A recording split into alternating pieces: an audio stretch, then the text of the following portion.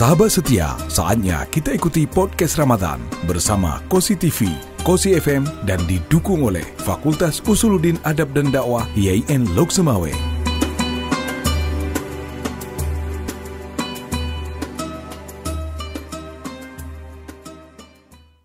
Bismillahirrahmanirrahim. Assalamualaikum warahmatullahi wabarakatuh.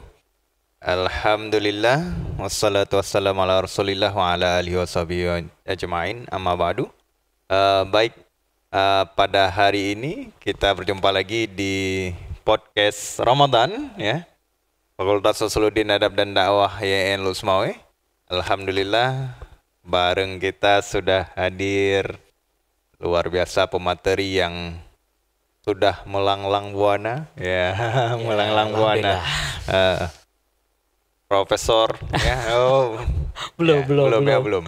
Berarti Bapak Azwar MPSI ya. Beliau adalah praktisi psikologi. Ya. Praktisi psikologi dan juga salah satu pendiri dari apa Pak? Self Management Indonesia SMI. Ya, apa kabar Pak hari ini? Ya, alhamdulillah hari ini sehat. Ya, kalau kita lihat dari segi ini tema kita hari ini ya, mau marah tapi puasa. Iya. Ya, asik banget nih temanya. Marah. Apa itu marah, Pak? Nah, ini dia. Ini jadi secara psikologi kan kita bisa lihat apa itu marah. Benar. Okay.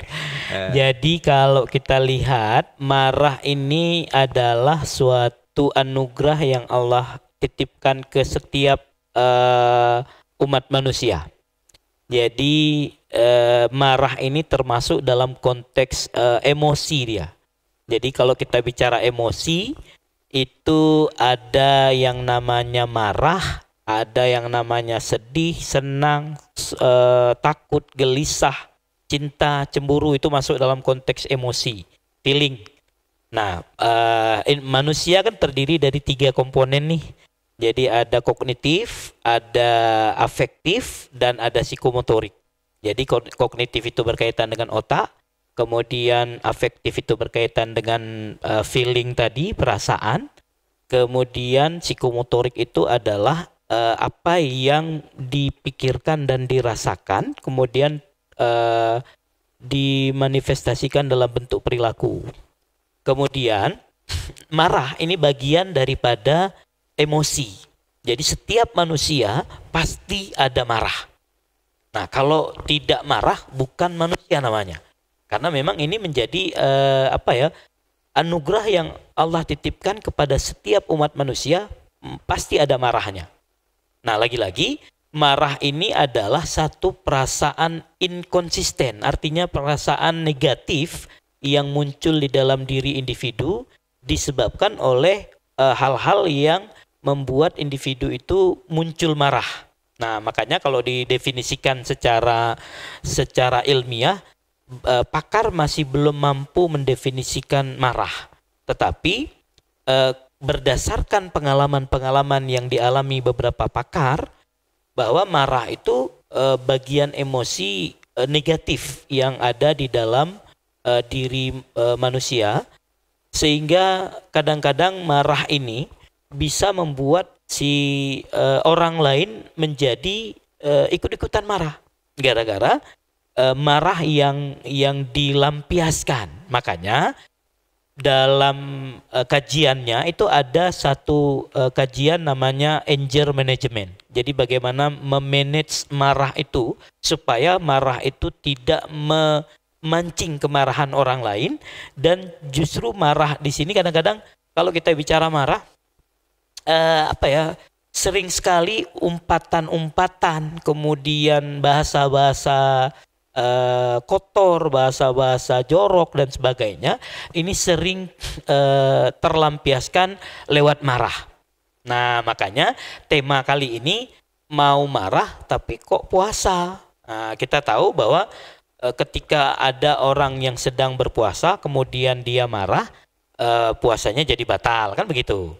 Nah, sekarang gimana caranya supaya marahnya tidak katakanlah tidak mengumpat, tidak mengolok-ngolok, tidak berbicara jorok, berbicara kotor dan sebagainya. Nah, perlu ada anger management namanya.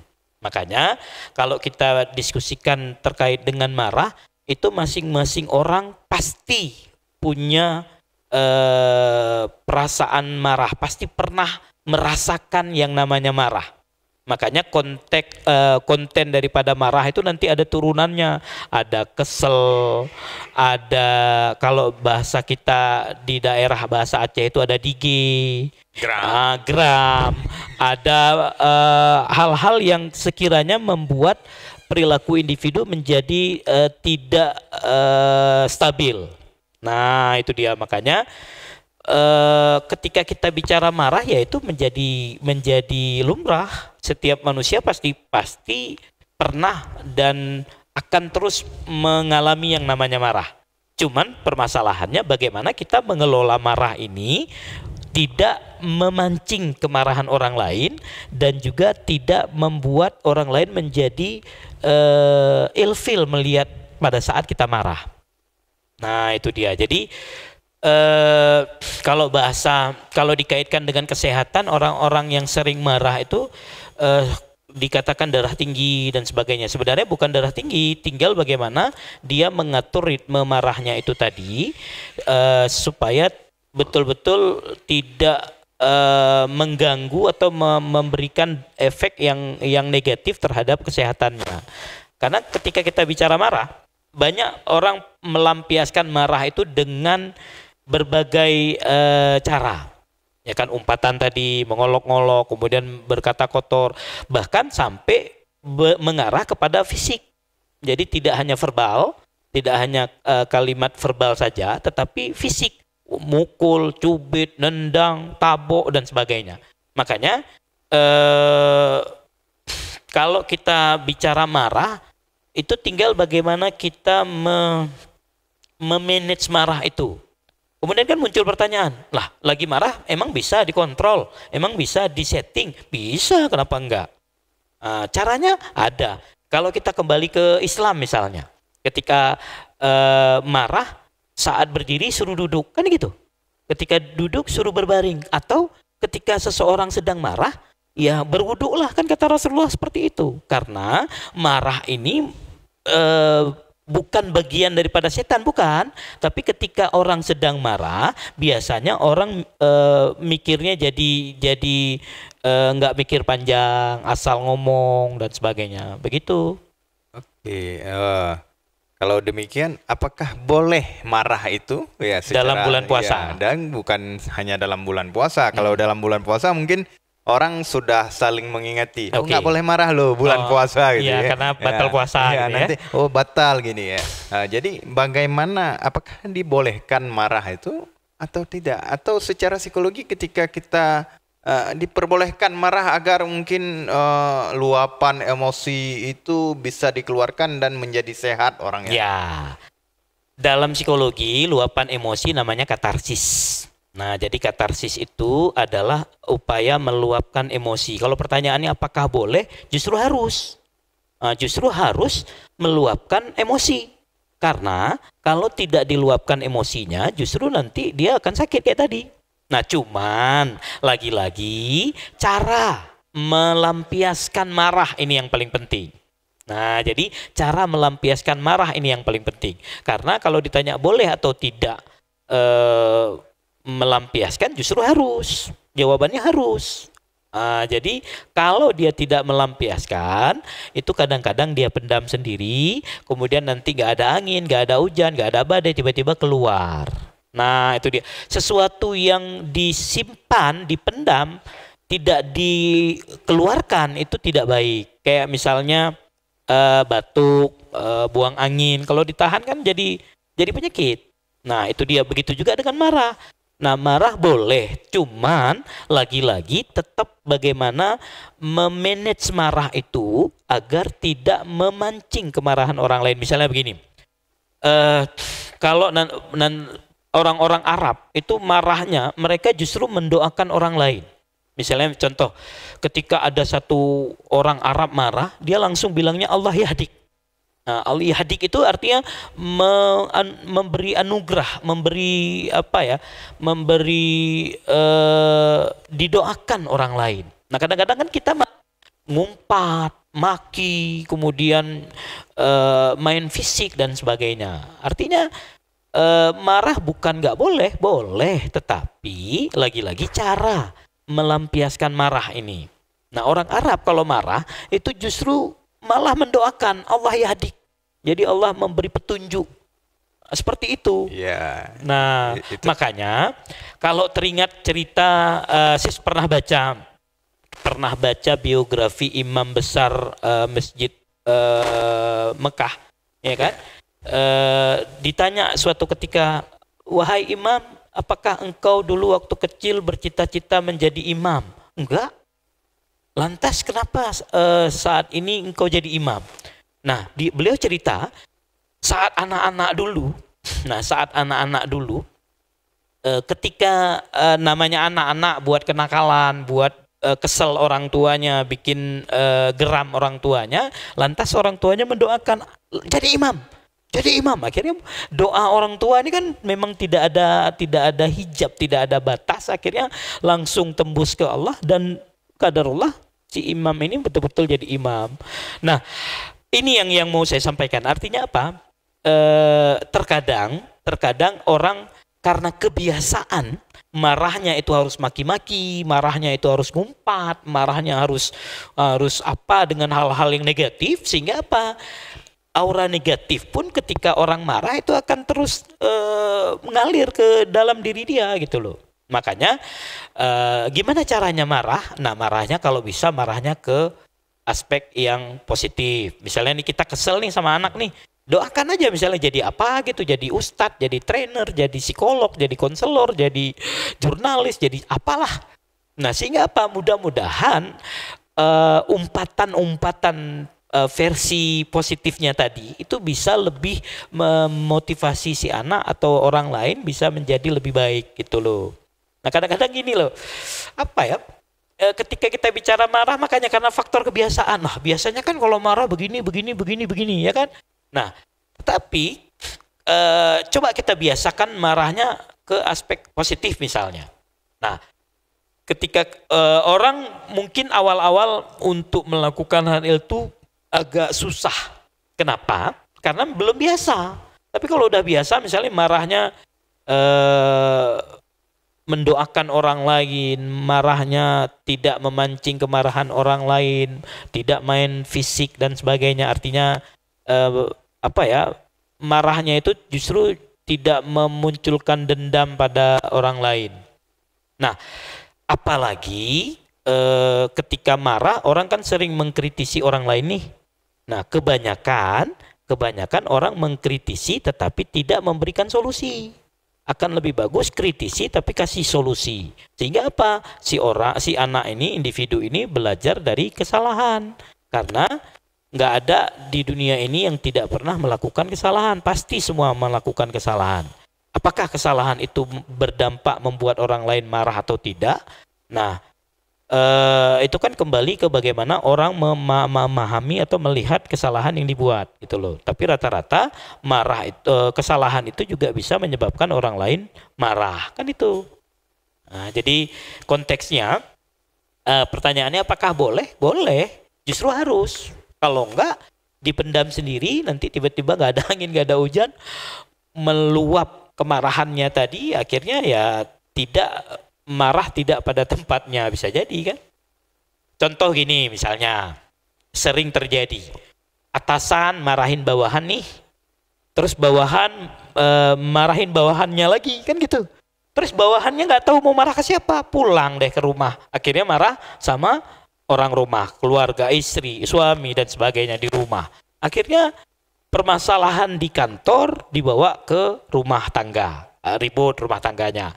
Begitu juga dengan permasalahan rumah tangga, ya jangan dibawa ke kantor. Nah, kalau di kita nih misalnya di akademisi misalnya, atasan marahin dosen marahin mahasiswa dong. Kenapa telat ngumpulin tugas, begana begini bla bla bla, ada aja alasan untuk melampiaskan marah karena dia tidak terima dimarah. Karena dia tidak terima dimarah, dia akan marah orang lain. Nah, akhirnya mahasiswa yang nggak tahu menau, mahasiswa yang datang tiba-tiba kena marah, walaupun ya mungkin hanya kecil pemicunya, mungkin cekikian atau apa gitu, tidak mendengarkan dosen ngajar dan sebagainya. Akhirnya apa? Dosennya marah-marah. Yang lebih parah lagi marah-marah sampai ngumpat-ngumpat dan sebagainya, kan itu yang jadi masalah. Jadi bukan marahnya yang masalah, cara melampiaskan marah yang paling penting. Jadi bukan marahnya. Nah itu dia. Ini konteks yang paling penting adalah bukan marahnya yang jadi poin utama, tapi banyak orang yang tidak paham bagaimana cara melampiaskan marah itu. Ya, kalau dilihat dari segi itu ya, marah. Ini kan bulan Ramadan misalnya. Jadi apakah bisa ya dengan bulan Ramadan ini orang melatih kesabaran yang berkaitan dengan mengurangi tingkat kemarahan itu berkurang gitu. Ya. Sehingga nantinya setelah Ramadan ya kan udah Syawal bersih gitu. Mungkinkah dengan bulan puasa kemarahan itu bisa diminimalisir ataupun dijaga sedemikian rupa sehingga orang menjadi lebih sabar dengan berkurangnya marah gitu ya. Ini masalahnya kadang-kadang orang kenapa setelah pasca Ramadan itu tidak ada perubahan, malah lebih parah. Saya khawatir banyak orang yang puasanya ya hanya memperoleh lapar dan haus saja. Maksudnya menahan lapar sama haus saja. Nafsu seperti amarah tadi tidak dikontrol dengan baik. Harusnya seperti harapannya Allah kepada setiap hambanya untuk melaksanakan puasa agar kamu bertakwa, kan gitu. La'allakum tattaqun itu. Artinya apa? Ada satu harapan.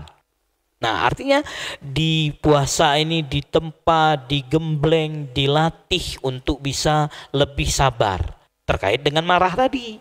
Nah, harapannya pasca Ramadan itu harusnya jauh lebih baik dalam mengontrol marah tadi, kemudian tidak sebentar-bentar marah dan karena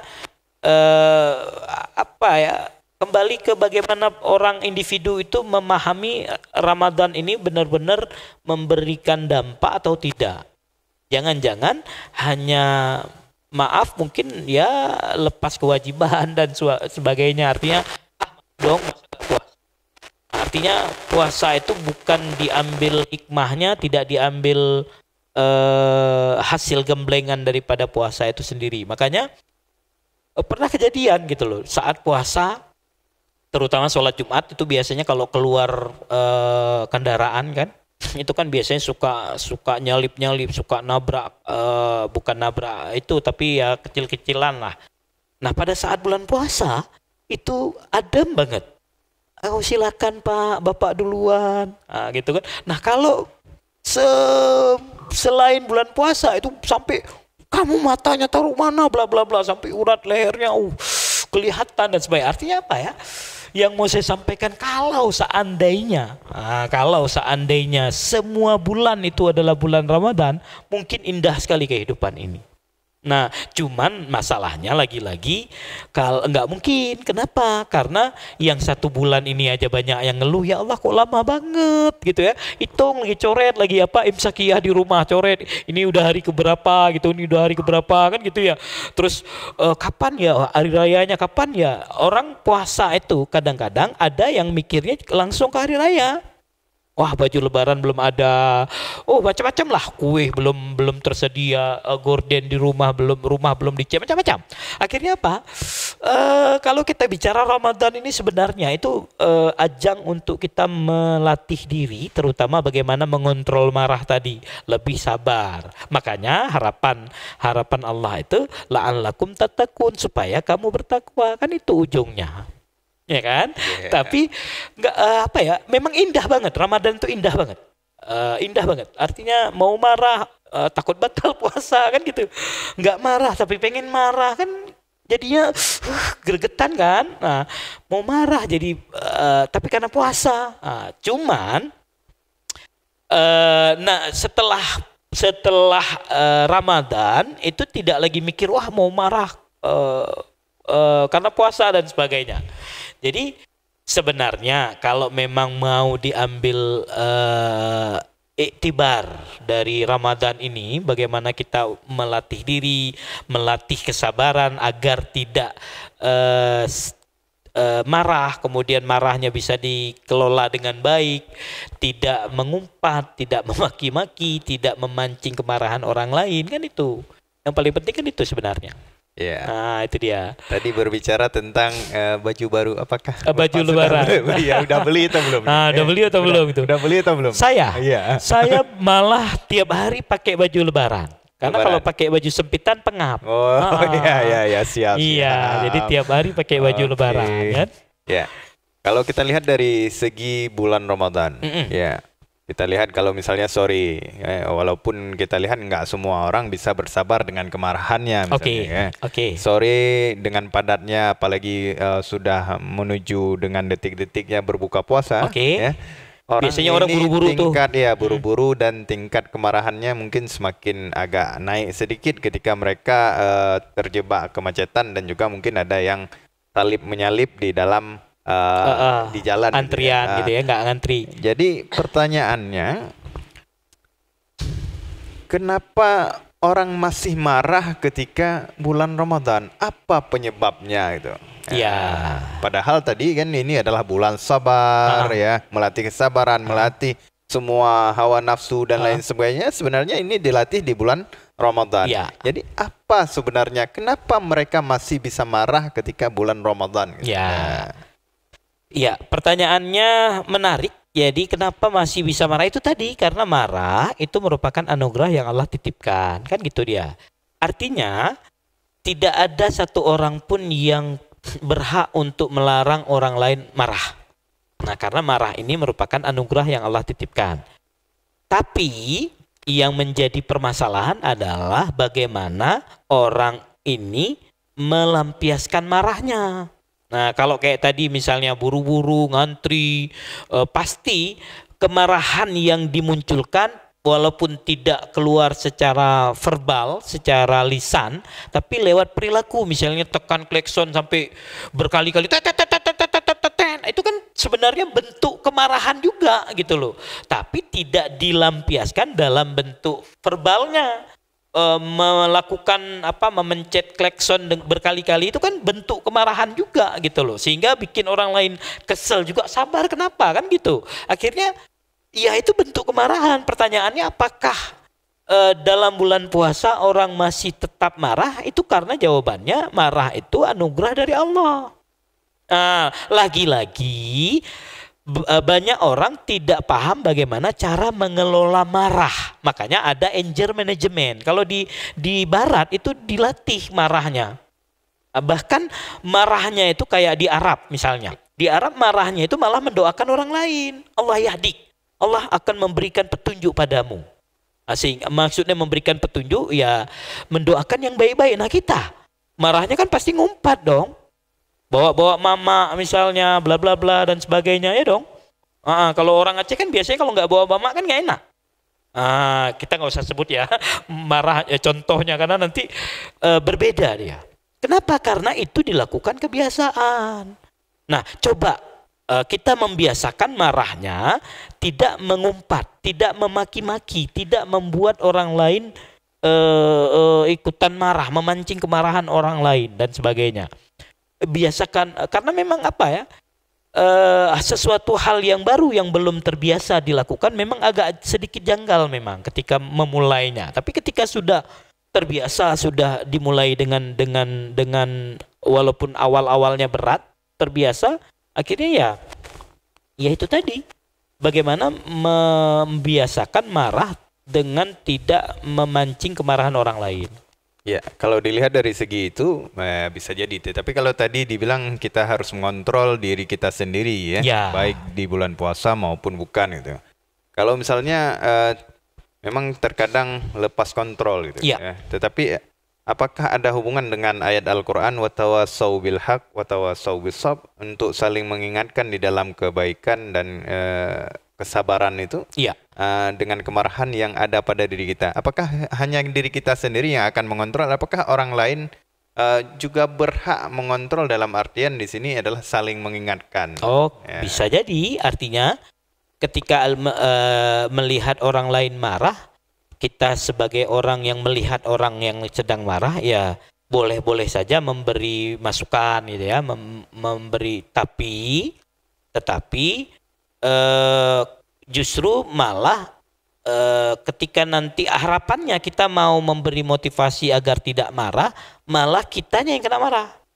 Nah, kebanyakan seperti itu. Makanya lagi-lagi marah itu lebih bagusnya itu dikontrol oleh masing-masing individu yang mengalami marah. Nah, boleh orang lain memberikan masukan, orang lain memberikan memberikan semangat agar tidak marah atau menenangkan ketika marah dan sebagainya. Biasanya kan kalimat yang muncul sudah sabar, jangan emosi, kan itu kalimat yang sering banget kita dengar ketika kita sedang marah. Nah, boleh, tapi justru nggak usah ditepislah tangannya atau diabaikanlah omongannya. Akhirnya apa? Masih tetap dalam kondisi marah. Nah, anehnya nih, justru ketika kita menasehati orang agar tidak marah, malah level marahnya itu meningkat. Nah, contoh, kayak orang sedih nih misalnya, jangan nangis. Pasti kan kalau sedih diusap-usap nih kepalanya atau ditepuk-tepuk pundaknya, malah makin nangis. Nah itu, marah gitu juga gitu. Kita nasihati orang, udahlah, masalah sepele itu aja kok marah, udah. Apalagi bulan puasa misalnya, kita malah makin marah levelnya. Nah ini aneh, makanya akan jauh lebih efektif dikontrol langsung oleh orang yang marah. Kenapa? Karena yang merasakan marah ya orang yang bersangkutan. Orang lain kan hanya melihat efek atau dampak secara kasat mata saja dari dia marah. Karena model orang marah itu macam-macam. Ada yang sampai main fisik tadi, ada yang maki, ada yang diam. Diam pun kadang-kadang ada yang marahnya memang diam. Misalnya nggak ngomong, ditanya A jawabnya B misalnya, kan di situ bentuk marah juga.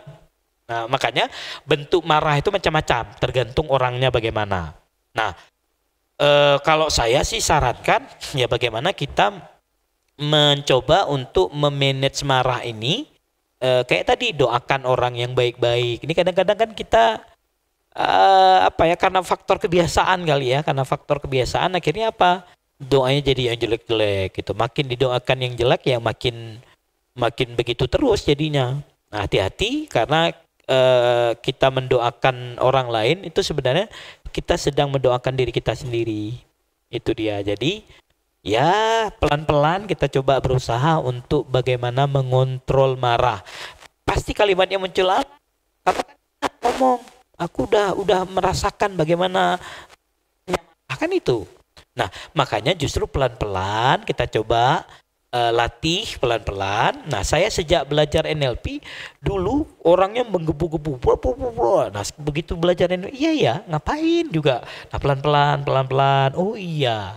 Nah, kemudian dikaji lagi nanti ada hadis yang menyatakan bahwa ketika kamu marah dalam posisi berdiri duduklah, kemudian pada saat sedang marah duduk, kemudian berbaringlah. Oh, bahkan ada Rasulullah ketika sedang marah berwudulah. Nah, teringat ketika Aisyah waktu itu cemburu memegang gelas sampai mau pecah, kan ada kisahnya itu. Nah, sebenarnya wajar Aisyah cemburu, tetapi yang justru tidak wajar adalah cara pelampiasan tadi. Makanya Rasulullah pelan-pelan mencoba memberikan masukan-masukan. Nah, kita boleh sebagai orang lain boleh memberikan masukan ke orang yang sedang marah, tapi disarankan tidak pada saat dia marah. Nah, setelah 1 hari atau marahnya sudah mereda atau apa, baru berikan pemahaman-pemahaman, brainstormingnya, diajak diskusi kira-kira apa segi positif dari marah kamu kemarin misalnya. Sehingga dia akan belajar, oh iya ya ngapain ya aku marah. Karena biasanya apalagi mama kita dulu kalau marahin kita itu biasanya nyubit kita, mukul kita dan sebagainya. Pas saya yakin setelah memukul itu ada perasaan menyesal, masuk ke kamar aduh pakai posisinya dan sebagainya.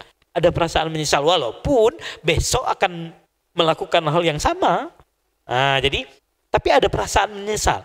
Begitu juga dengan kita marah orang lain, ngumpat orang lain, maki orang lain, pasti ada perasaan menyesal. Aduh ya ampun ya Allah kok seperti itu gitu ya. Istighfar lagi walaupun itu terjadi besoknya begitu lagi gitu loh.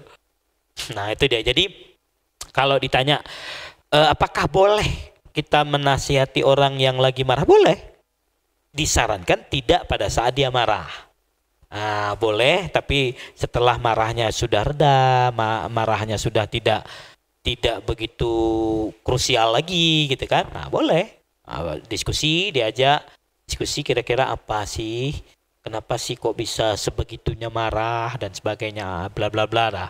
Akhirnya harapannya ya mudah-mudahan menjadi evaluasi ke depan tidak melakukan hal yang sama, itu aja. Iya, tadi saya menarik dengan kata-kata NLP. Ya, mungkin belum semua orang tahu ini NLP itu apa. Kenapa bisa membuat kadar marah itu berkurang? Iya, jadi gini, NLP itu Neuro Linguistic Programming. Sebenarnya NLP ini sudah dicontohkan Rasulullah.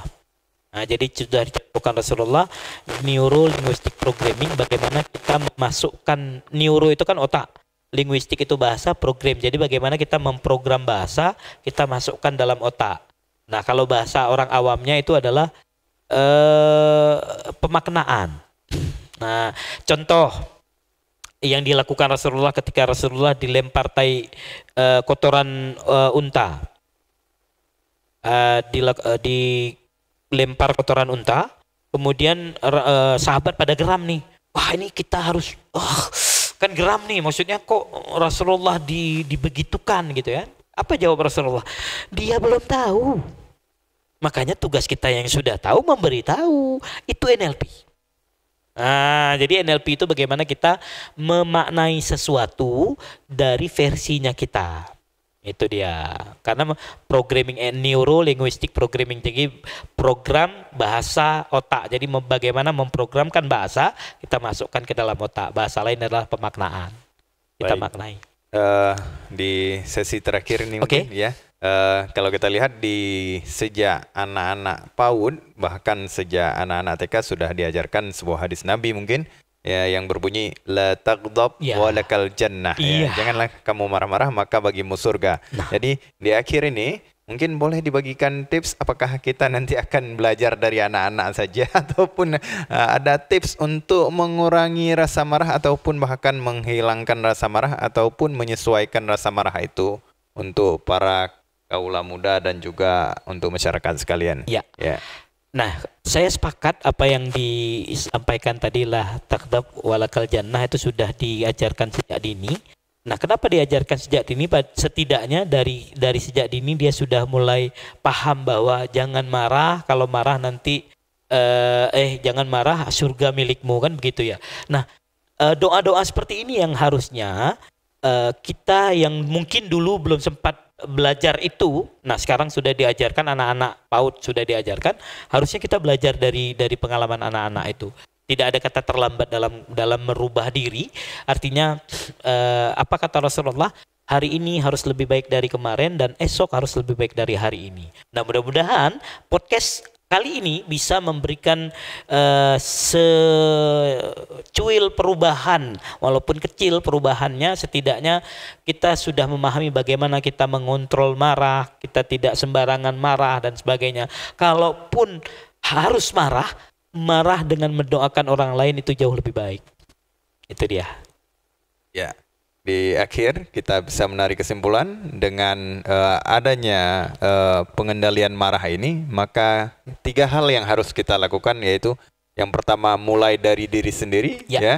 Yang kedua mulai dari sekarang, ya. Dan mulai dari hal yang terkecil gitu ya. Jadi 3 ini yang harus dilakukan. Ketika kita melakukan 3 hal ini, maka kayaknya kehidupan ini akan semakin aman, nyaman dan tentram. Mungkin itu saja percakapan kita ya. Terima percakapan kasih ringan kita pada hari sudah ini diundang mungkin di podcast Ramadan Fuad ya, di tahun mungkin 14 bisa berjumpa lagi nanti di lain kesempatan ya. Siap. Kita tutup dengan wabillahi taufiq wal hidayah. Wassalamualaikum warahmatullahi wabarakatuh. Waalaikumsalam warahmatullahi wabarakatuh.